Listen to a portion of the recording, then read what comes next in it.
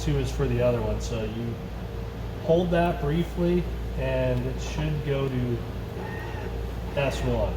So that would be if I want to program this motor. If I want to program S2, I just press it again to toggle. So let's make it simple and do S1 first. So you light it up on S1. The next step you want to do is pick the channel you want to program that motor to. So, you know, to keep it simple, let's program S1, which is motor 1, to channel 1. So if you've done Somfy motors before, the command after you select the channel that you want to program the motor to is always, you find this with the screens and any of the motors, you hold up and down together. And basically the motor is making a handshake. You hear that, we call it a jog, where you know, you basically tell that motor, I'm going to work with you on, in this case, channel 1. So the next thing you want to verify is up goes out, down goes in. Now ignore this 1 second. So if I was to hold up and down, then I check my directions, down's opening, and up is closing. This is the only time you can do this. You want to reverse that direction by holding the my. And you're always looking for that feedback. So you get that jog, now when you check it, up opens, down closes. So just real quick, so if you've switched the program on, all you have to do is hit that my button while it's still in this mode. In this mode. And then it'll switch it. So and you hold it till it jogs. Until it jogs. Okay. So at that point, once you verify that up opens, down closes, you hold the up and down again. And the motor's gonna run now. So it's gonna go in first, and then it's going to fully extend out. So you don't want to interrupt this in any way. You don't want to press anything. So just wait until it fully stops. So right now it's just basically finding its inner limit and its outer limit. So there's no setting of the limits like you do on the screens where you're actually setting an upper limit or a lower limit. You're letting the motor find its limits. That's why we put the 8-inch preload, right? Yes. On the louvers. Correct. So when it comes in, it sucks it and tightens it tight. Correct. So do you do this before you attach it to the louvers, or do you do it when it's attached? We do it when it's attached. It depends. I mean, it really, yeah, it depends. I mean, you can do it without. Probably it's not a bad idea to have it attached. But yeah, there's nothing you can tweak on this. So this is how it's going to be. Either, you know, you can't. So probably when you mount them, right? You're mounting it when the louvers are closed, correct? Guess, yeah.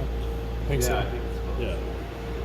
So next step it's at that open. point, it wants you to set that snow and ice position.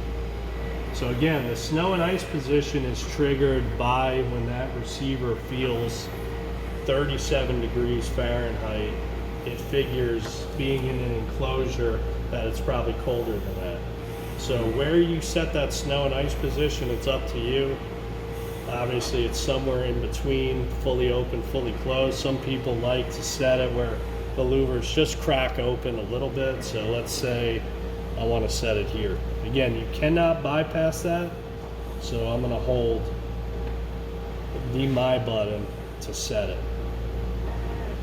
And then the last step of programming, which is universal for all our programming, is you press this program button on the back of the transmitter, get the jog, and now the motor's in what we call user mode. So if I press up, I don't have to hold the button, it's going to go fully open. If I press down, it's going to fully close.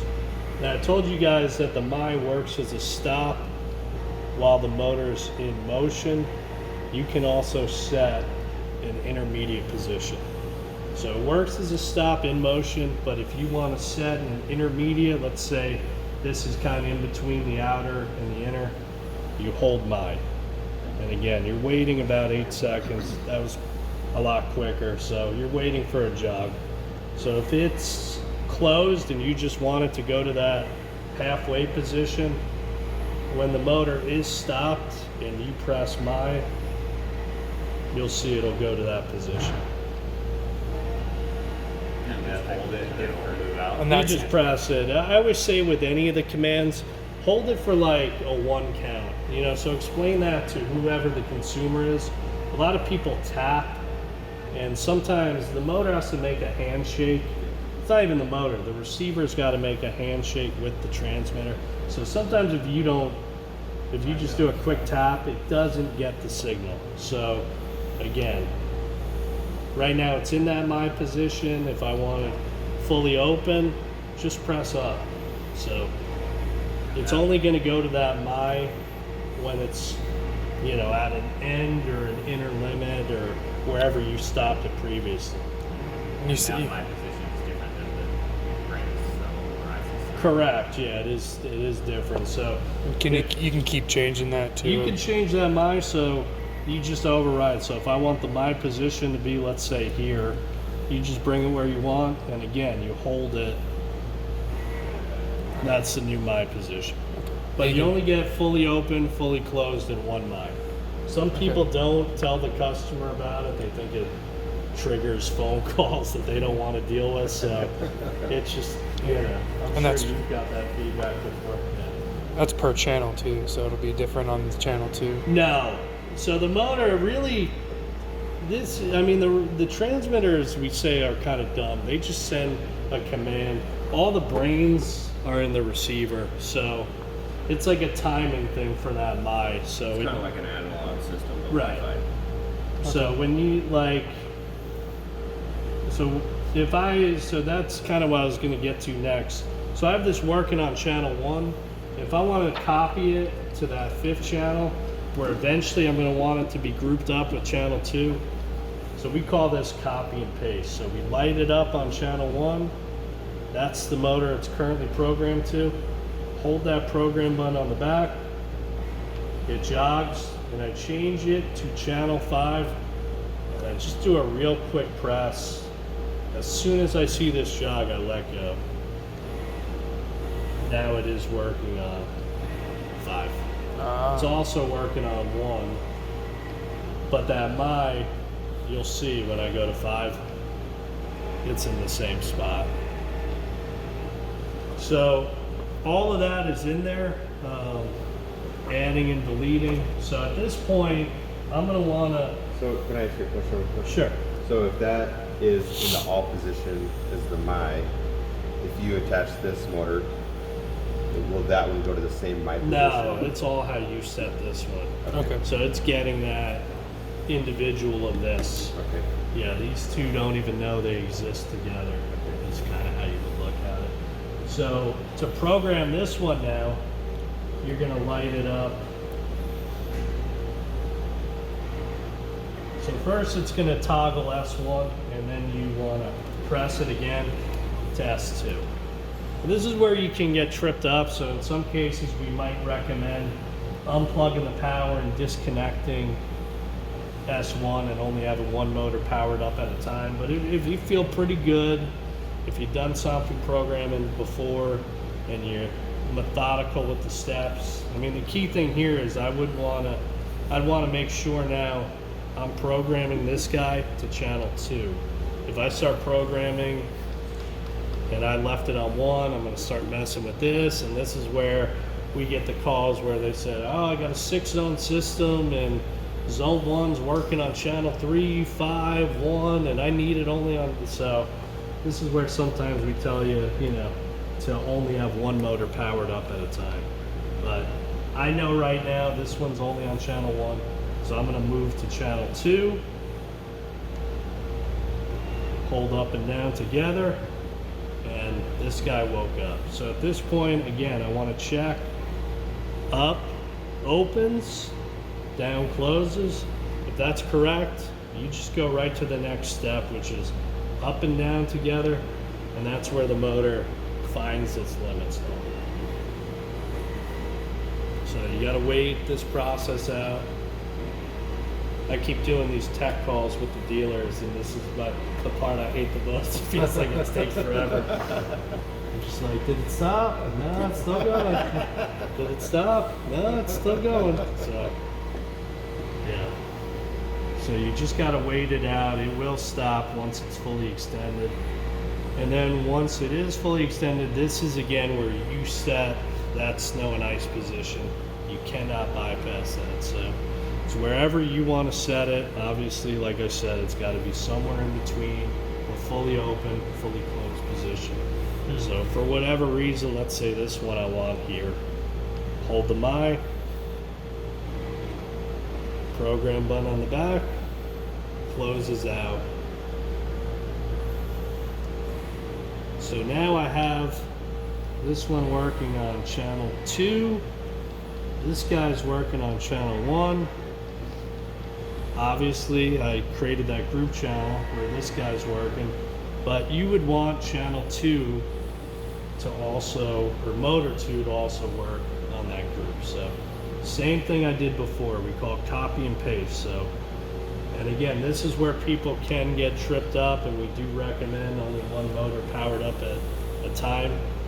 So I'm going to hold the program button on channel 2. So I get my jog. Now I want to add that to 5 where it's going to work with this. If I do hold this too long, you have to remember this guy's programmed on here. This is where this one can wake up. That's why I always say do a quick press. And now they should be working together. If I hold it too long, this is where you've just woke this motor up, and this is motor's waiting for the next program in command. And that's where you can start crossing channels up. So I have it pretty much the same way I had it before I rebooted it. So channel 1, channel 2, and then channel 5.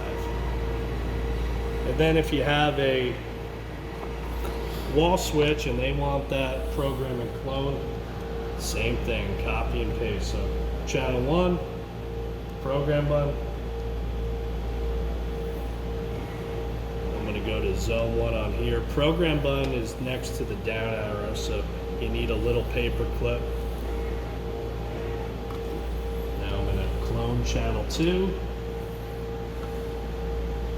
Program button. Light up zone 2 on here, program button. And then I go to channel 5. Channel 5 with the program button. They're both going to jog.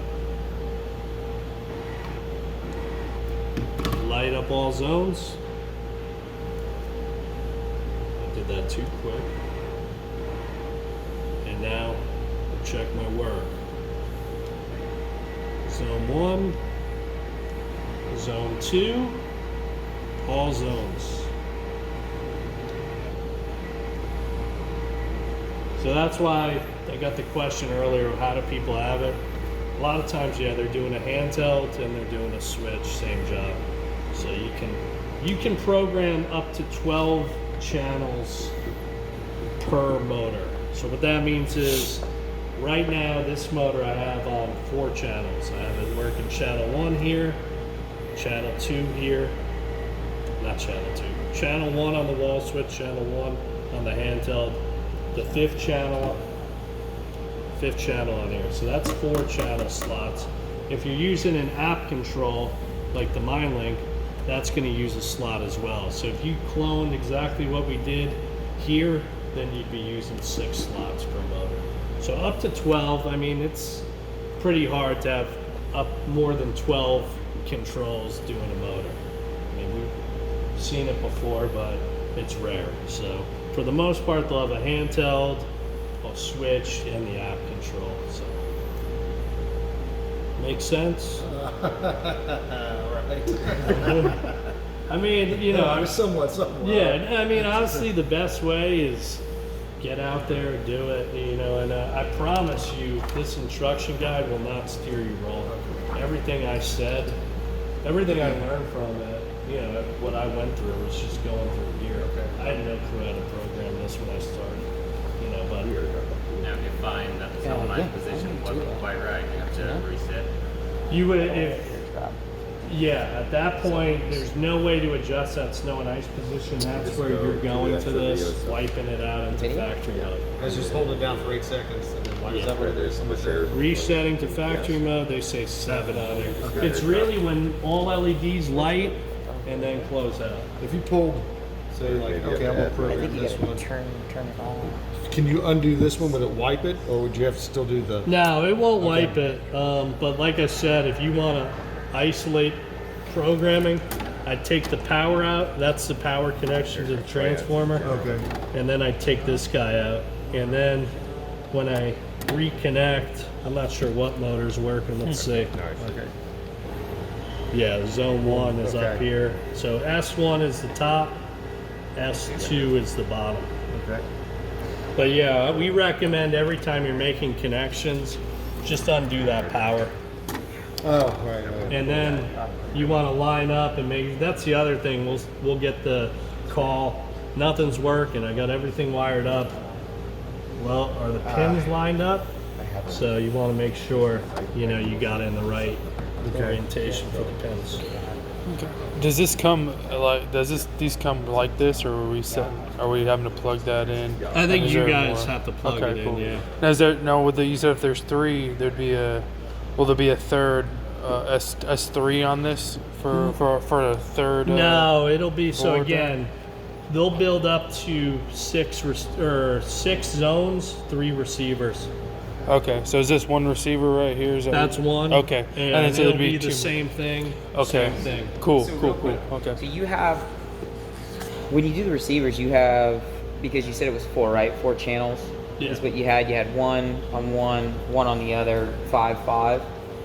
If you put it on the app, that doesn't consider 1, right? No, it does. Oh, it does. Yeah. Okay, so then you end up having 6 on 1. Correct. Yeah. Okay. Yeah. So yeah. the app. So let's sit down. I'm gonna go. That's pretty much the last thing I go through, just so you guys can see the app. How many people do use the app?